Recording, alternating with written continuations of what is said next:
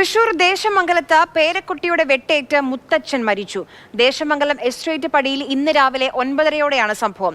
വാളേരിപ്പടി സ്വദേശി അയ്യപ്പനാണ് മരിച്ചത്. പേരക്കുട്ടിയായ രാഹുലാണ് ആക്രമണം നടത്തിയത്. MS ലിഷോയുണ്ട്. ലിഷോയ് പറയൂ.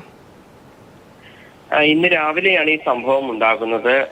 ഈ ദേശമംഗലത്താണ് ഇന്ന് രാവിലെ പേരക്കുട്ടിയുടെ വെട്ടേറ്റ് അയ്യപ്പൻ എന്ന് പറയുന്ന 75 വയസ്സുകാരൻ മരിച്ചത്. പേരക്കുട്ടിയായ രാഹുലാണ് അയ്യപ്പനെ വെട്ടിയത്. ഇയാളെ കസ്റ്റഡിയിൽ എടുത്തിട്ടുണ്ട് പോലീസ്. ചെറുതുരുത്തി പോലീസാണ് കസ്റ്റഡിയിൽ എടുത്തിരിക്കുന്നത്.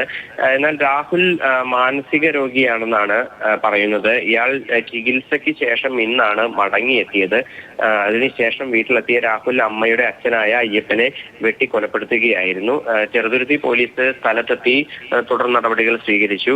അതായത് ഫോറൻസിക് സംഘം ഉൾപ്പെടെയുള്ളവർ എത്തി കൂടുതൽ തെളിവെടുപ്പിന് ശേഷമാണ് ഈ മൃതദേഹം ഇൻക്വസ്റ്റ് നടപടികൾ പൂർത്തീകരിക്കുക.